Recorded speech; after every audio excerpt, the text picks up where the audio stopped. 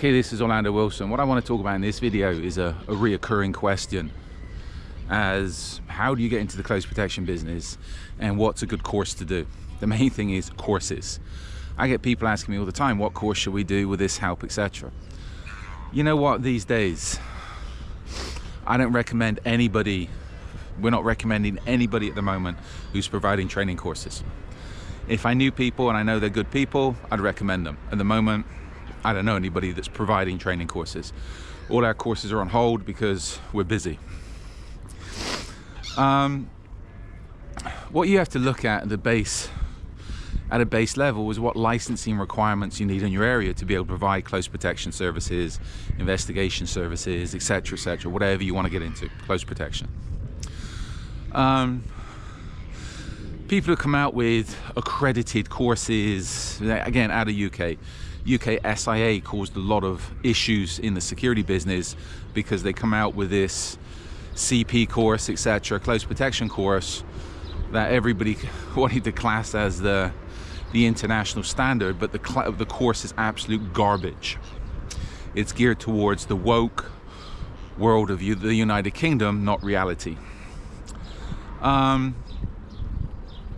So people have come to me and said, well, if I do this recognized course, this is recognized, that's recognized.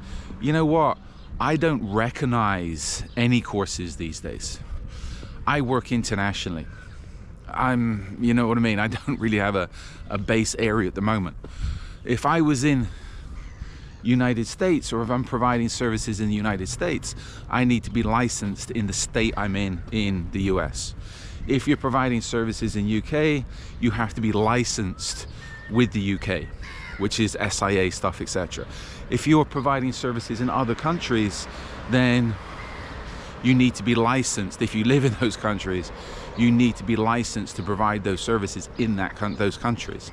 So you need to sort out your licensing requirements before anything else, and how you can work legally. I travel around a lot. So this is where everywhere somebody's working, they need a different license if they're providing services, especially armed services. Do I recognize a license as a training course? No, it's a license. It's like having a driving license. Back on topic as far as training courses are concerned, after you're licensed, you need to know what you're doing. Now, this is a big problem with the close protection business at the moment. There's so many BS courses out there, it's unreal. As I said, I've had people say to me, oh, this course is accredited, it's recognized. I don't recognize it. That's especially the courses coming out of UK at the moment, because they're ridiculous. Be it close protection, surveillance, and the biggest scam is the hostile environment close protection firearms course. Scam. I had somebody recently send me, they were looking to do the course, some course in Europe. They sent me pictures of the course. Can you have a look at these guys? I've never heard of them, and I don't really pay much attention to other people these days. I looked at the website for this company and their social media to be polite to this person. And you know what? There's a bunch of guys in camouflage in military uniforms, plate carriers, running around on a car park or some empty land somewhere playing Bodyguard, playing PSD. You know what? If I'm checking out your training courses and I've not heard of a company, I take one look at that, to me it's garbage. You wasted your money. You're playing soldiers. And I've said it in other videos, and we used to have it in the courses in US, do not turn up in camouflage. If you want to play soldiers, go join the army. If you just want to dress up and play, you know what, go do airsoft or something. But again, it's a hobby, it's a sport. I don't take that stuff seriously for close protection. It might take you more seriously if you are an avid airsoft player, rather than you've done some BSCP course with people like to dress up and play soldiers. So this is where finding courses these days is difficult. Do your research. And it doesn't help to do a couple of courses after you got your licenses, a couple of courses with people who have different perspectives. My world is low profile protection, investigations, etc. I'll leave it there. If you're looking to get into celebrity, and a lot of people want to do celebrity protection these days, Go and find somebody that does that has experience doing celebrity protection. You're going to find most of those guys and girls in the US. And this is the issue with the UK courses and a lot of European courses. They've been taught by former military guys and police guys that's teaching government style diplomatic protection, etc., which isn't really relevant to the commercial world.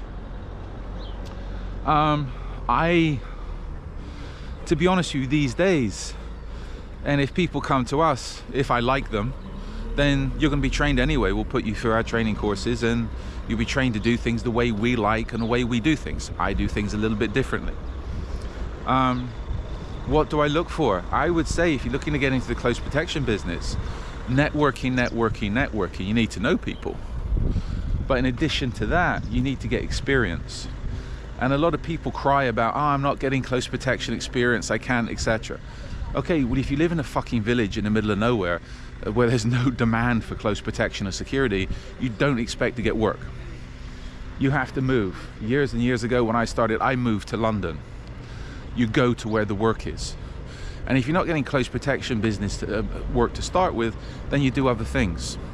What's that? Event work, hotel work, casino work, surveillance work, door work.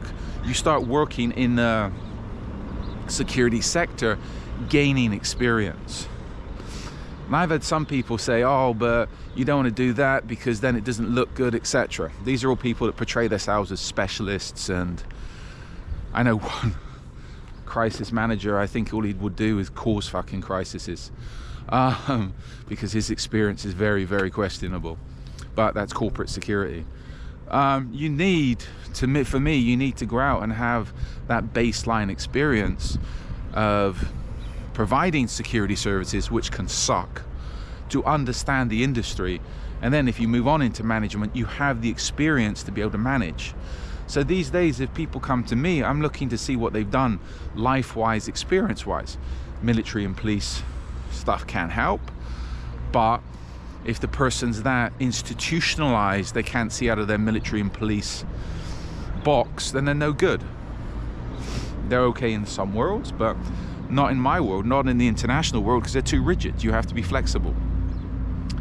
So this is where, to answer the question, I know it's a little bit long-winded as usual, you need to do your licensing, be it state, be it national, so you can work legally, because if you have issues with the law, you ain't going to be working in the business. Go get some training, various aspects, various different opinions and various perspectives, and then get as much experience as possible. Start networking, start hustling. And again, in time, I tell people, your 5-year plan needs to be, you're going to set up your own company, get your own clients, etc., which you always want to be on the lookout for. If you think it's beyond your experience, okay, I respect that, but it can't be beyond your experience for too long. You have to take that jump.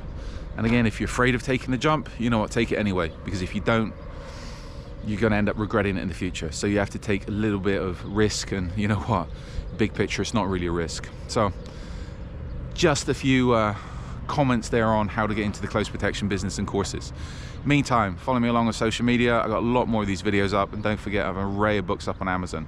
Follow me along on X, formerly known as Twitter, and also LinkedIn. They're my preferred platforms at the moment. In the meantime, be good, stay safe, and as always, stay out of trouble.